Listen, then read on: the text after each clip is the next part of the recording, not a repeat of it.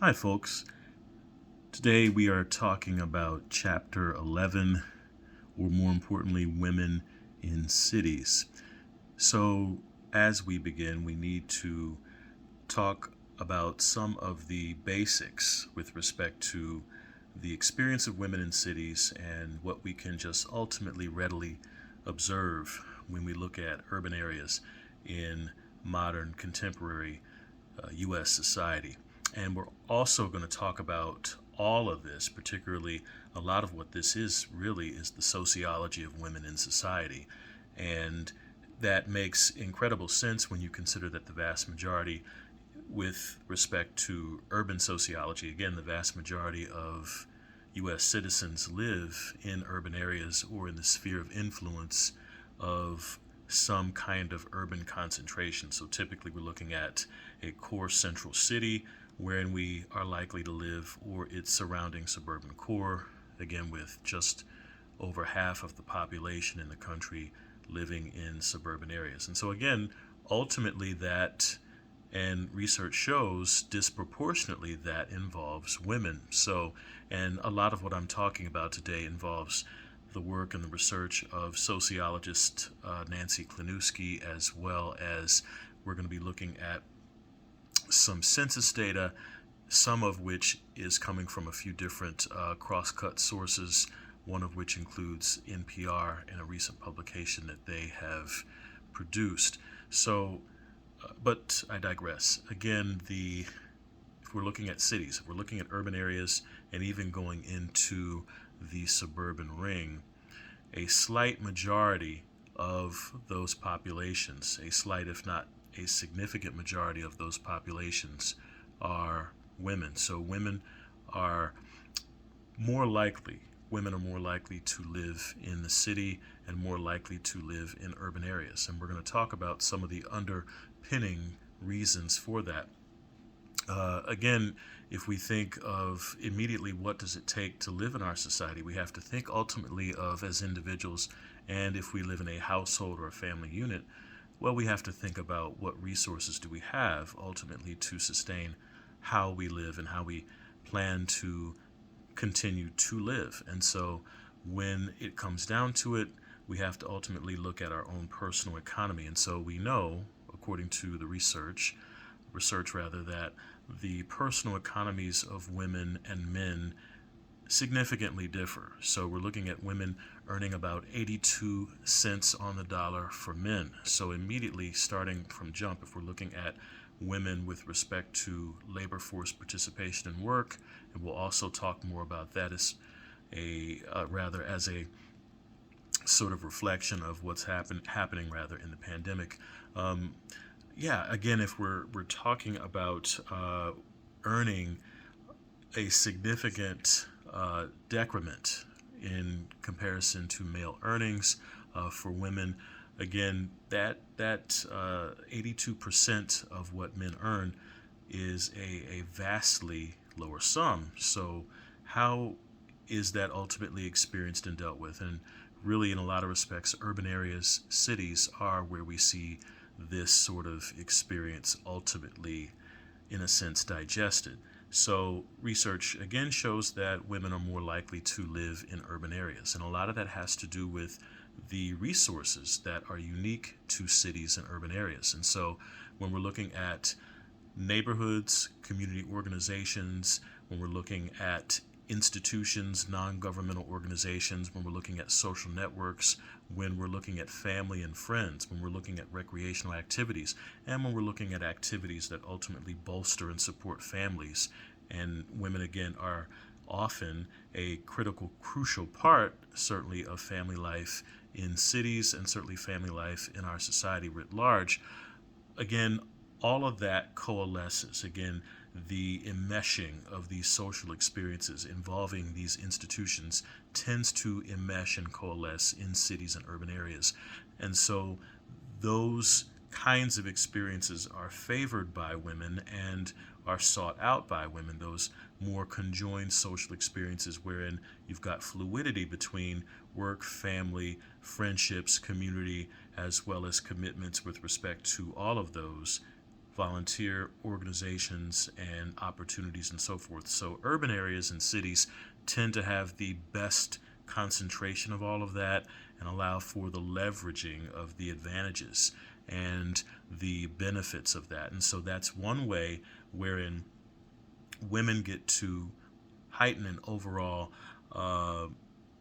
manage more effectively individual and collective experience with respect to their lives that tends to be buttressed and in better support and sourced, if you will, better or greater from city environments and urban environments. So, again, that's also getting back to the income decrement or the wage decrement with respect to sexism that we see in our wage and occupational structure. So, urban living is one way, city living can be one way, especially given all the attributes that we've just mentioned institutionally.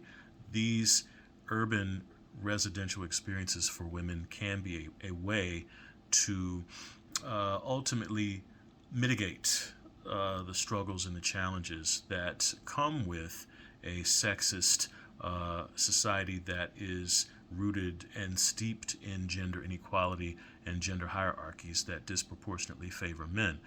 Research also shows that, again, women prefer to travel a shorter distance to work, in addition to, again, in relation to everything we've talked about institutionally, that range of experiences, that continuum that involves work, family, and community.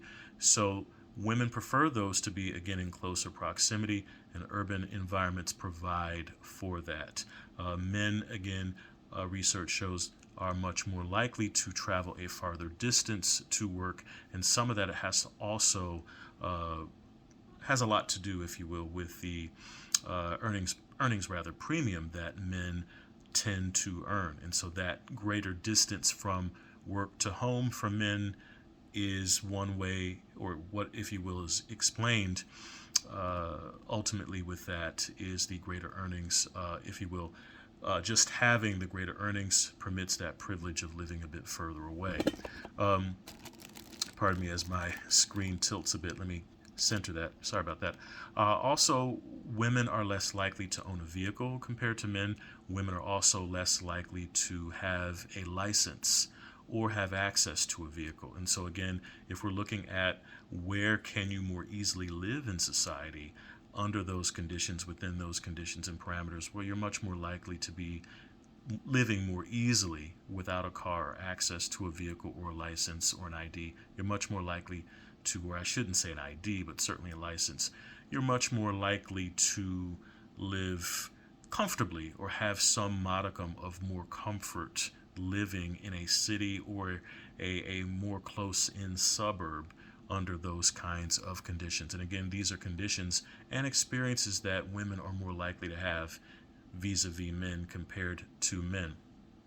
So research also shows that if we're looking at work that women are traditionally more likely to work, jobs that are much more female dominated with respect to the labor force, those kinds of job opportunities are widely geographically dispersed throughout a region, be it an urban one, if you will, as an urban core, or the surrounding suburban ring. So if we're looking at the kinds of positions and jobs that women are working in education, say for instance, or healthcare, so two big industries that, if you will, are disproportionately female with respect to a lot of the key positions and occupations, those kinds of jobs and positions can be found very evenly distributed throughout a region. And so and often they are concentrated in a lot of respects, particularly eds and meds is often what we call that within urban sociology. Those eds and meds kinds of positions and jobs and opportunities are much more readily found, if you will, in core city areas, in core central cities of major metropolitan regions and areas. So that also, that sort of economic geography, if you will, of employment opportunities, particularly for women, also buttresses and supports urban living in ways that we don't necessarily see for men and male workers as well. All right. So that's one way of looking sort of at the structural aspects of cities, particularly in terms of households within cities, and then rather just sort of coming out from households in a sort of concentric ring or zone kind of way. You can think of really ultimately how neighborhoods and communities are constructed, how they're structured, how they operate, and we have to think about it in terms of demographics, in terms of, well, who lives in these areas, who uses these services and these resources. And so again, if we're looking at the social services infrastructure of cities, particularly in terms of key community-based organizations that provide support and aid for children, for families. Particularly, again, we're looking at institutions directed towards the experiences of women. If we're looking at public transportation and those networks and what ultimately ties and enmeshes social life together in the city, again, we're looking heartily and readily directly at the sociology of women in our society. All right, so that's one way of thinking really about the experiences of women in the city as well. And to move forward, we have to also drill down and look more at the experience of inequality in our society, particularly the inequality that we see in terms of gender in our society, and then going on, in addition to gender, also looking at inequality in terms of race and class with respect to gender. And so we're really looking at a great deal of intersectionality with respect to talking about women in cities in our society. All right. So we're going to take a look at the experience of income and poverty in our society, particularly as it relates to women in our society uh, vis-a-vis men. And so a lot of what I'm about to talk about now comes from the National Women's Law Center. Again, National Women's Law Center. A lot of the research that they have recently published in a fact sheet back in December of 2020, is another way of looking at the experience of women, but certainly another way of looking at the sociology of women in society with respect to cities and regions that are deemed urban.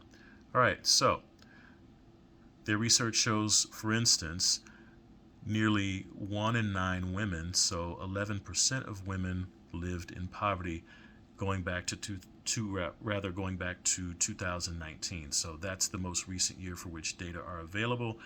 Again, we do have some more recent data tied to employment with respect to the coronavirus pandemic, so I'll be looking at that as well in just a moment. So again, just think about that. So again, if 19 was the most recent year for which data was available, 2019, and now we're in the really spring of 2021, again, think about what we've experienced within the past year. So March this month is really sort of the 1 year anniversary, the dreaded anniversary of the tragic circumstances, if you will, of the COVID-19 pandemic. So if going into that, theoretically, we had a significant amount of poverty experienced amongst women in our society, again, the research has shown preliminarily that what the pandemic has done has actually hardened the lines and made things even more precarious and much more vulnerable for a lot of women and a lot of female-headed households. All right. Women were also more likely than men to be found living in extreme poverty. And so, again, the experience of poverty more likely to be a woman's experience than a man's. And we talked about that, or we can, I should say, talk about that as the concept of the feminization of poverty, that poverty is much more likely found in a woman's experience than it is in a man's experience in our society. And so we're looking at poverty being disproportionately female in our society as it relates to gender. And again, we're looking really ultimately at the vehicle of gender inequality, and we're looking at the vehicle of sexism. Again, we have a society that generally deems men's work and men's status as more important and more credible. And again, we're looking clearly at direct discrimination being responsible largely for these, if you will, differences. All right. So going on, let's see. Poverty also is higher with respect to looking at the experiences of women of color. And so if we're looking at the experiences of women of color compared to white women, we see some very, very interesting contrasts. About 8% of white women lived in poverty, again going back to 2019, but if we compare white women's poverty to women of color's poverty, we're looking at some very stark differences. So for black or African American women, 18% of black women lived in poverty. For Native American women, we're looking also at 18% of Native American women living in poverty. For Latinx women, we're looking at 15% of Latinx women living in poverty, and for Asian American women, we're looking at 8% of Asian American women living in poverty. And so again, we're looking at unique experiences, and a lot of these are structural realities. And so we're looking at racism and sexism built into the structure of society, bearing out these kinds of effects. And we've learned a great deal about that, of course, during the pandemic, particularly in terms of increasing social justice movements and civil rights protests over the past year, especially with the powder keg of the conditions of the pandemic, as well as police brutality directed towards people of color, as well as overall social brutality directed towards people of color, particularly African Americans, Latinos, and Asian Americans.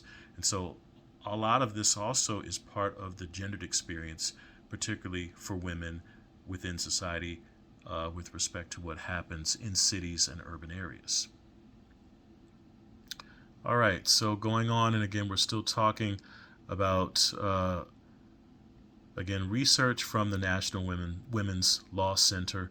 So I just wanted to clarify and amplify some of what they found. And again, this is relatively sort of hot off the press, looking at data on gender in our society, particularly looking at gender disparities of income and wealth, and to some extent even disparities of health outcomes we're going to be looking at as well, especially during our examination of what ultimately the pandemic has done to women in our society. All right. So let's see. Now, if we're looking at children and families and the experience of women with children and families, we need to talk more concretely about these data. So, for instance, about 3 in 5 poor children lived in families headed by unmarried mothers. Right? Families with children headed by unmarried mothers were much more likely to be in poverty than families headed by unmarried fathers or married couple families. So again, we're looking at structural differences deeply embedded into our society. So the poverty rate for families with children headed by unmarried mothers was 31%, compared to 15% for families with children headed by unmarried fathers, and 5% of families with children headed by married couple families. And so again, that's right there the critical example of the feminization of poverty within our society, the embedded structural inequality that we're talking about. And so this works according to design ultimately. By paying women less, we perpetuate these inequalities. They are built into the structure of our society. Right? All right. Now, if we're looking at age and we're looking at the aging process, also the data indicate that there are gender differences and gender disparities. And again, we have to think about the experience of our cities, the experience of our suburbs, the experience of our neighborhoods, of census tracts, of our blocks, our streets, and the kinds of people who live around us. And so that's the thing. We're talking also really, of course, in sociology, we're always talking about society, we're always talking about the social world, but it's not just out there, it's not just way over there. Again, we have to look really readily right around us. Who's in our neighborhood? Who lives next door to us? Who lives down the street? Who lives a couple of streets over? These are ways to think ultimately about really what society is like, because that's how we readily experience society every day. We experience it within our neighborhood, we experience it in our block, the block or the street that we live on. All right, so some more data to make this picture even clearer. If we're looking at the case of older women. So, research shows that older women were more likely to be poor than older men. Women make up more than 6 and 10% of poor people 65 and older, going back to 2019. Again, that's the most recent data that we've got. The poverty rate for women 65 and older was 10%, 3%, rather 3 percentage points higher than the poverty rate for older men. Now, if we're looking at race and culture and ethnicity, we're looking at, again, significant structural inequality with respect to the experiences of older women of color. So if we're looking at black or African American women, 1 in 5, or 20% of black women who are 65 and older lived in poverty. For Latinx women, also roughly 20%, at 19% of Latinx women 65 or older, excuse me, lived in poverty as well. For Native American women, more than 1 in 5, roughly 21% of Native American women 65 or older lived in poverty. And for Asian American women, 1, if you will, in 9 or 11% of Asian American women lived in poverty. If we're looking at white, non-Hispanic women, approximately 1 in 12 or 8% of white women 65 or older lived in poverty. All right, again, so those data, the sort of hot off the press data that I was talking about, excuse me, let me clear my voice a bit. Again, those hot off the press data that I was discussing and talking about really involves the National Women's Law Center. So some information and data that they've called and put together with respect to their snapshot fact sheet, if you will, Poverty, Women, and Families 2020. And again, this was produced in December of 2020. And now I want to go to an NPR report coming out of October of 2020, simply titled Stuck at Home Moms, the Pandemic's Devastating Toll on Women. All right, and so the article begins by, and you can find this on npr.org. Again, the article begins by simply saying, and actually I think I'll post these this week as well so that you'll be able to see them more readily. It says here that women are seeing the fabric of their lives unravel during the pandemic. Nowhere is this more visible than on the job. And so we're looking just at the month of September. The data indicate just within September of 2020, more than 865,000 women left the U.S. workforce. More than 865,000 women left their jobs just in September. Just in September. So think about what that's doing to our country. Think about what that's doing to the lives of women in our society. We're looking at a devastating retrenchment, if you will, of work and labor, and ultimately, in a lot of respects, the value of women's lives against the society that surrounds them. So, going on, the report says the pandemic is wreaking lives, or rather, I should say, havoc on lives and households, and women are bearing the brunt of what is happening during this pandemic recession. It says not only have women lost more jobs from the beginning of the pandemic, but they are also exhausted from the demands of childcare and housework. And so now you're looking at these maelstrom, or this maelstrom of social and economic forces bearing down disproportionately on women in ways that are incredibly crushing and burdensome. And so although men have a greater mortality rate with respect to COVID-19 and the pandemic, so we're looking at the mortality experience for men.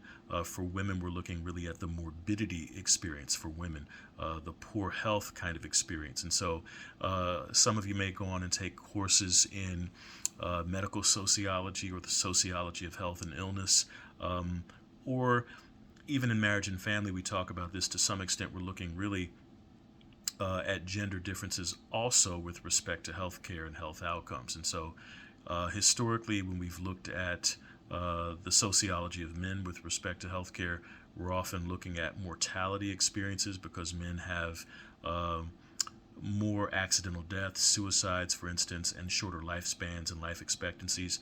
And so that's one way of describing the contrast, if you will, for men in terms of their experiences with health indicators. And so for women, we're often looking at longer life, but at the same time, lives that might be medically more difficult with respect to a poor or a weaker health condition. And so, again, the pandemic is ushering in, again, even greater morbidity for women and among women in our society.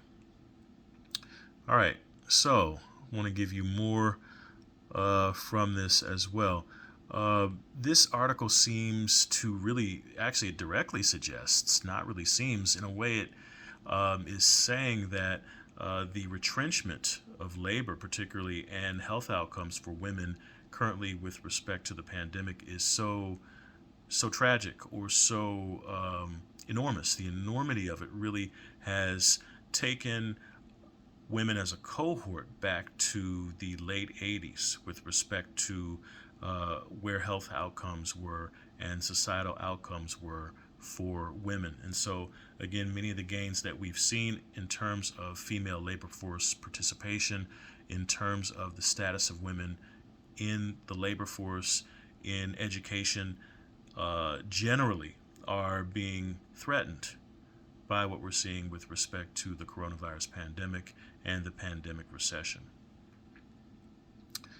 All right, so let's see.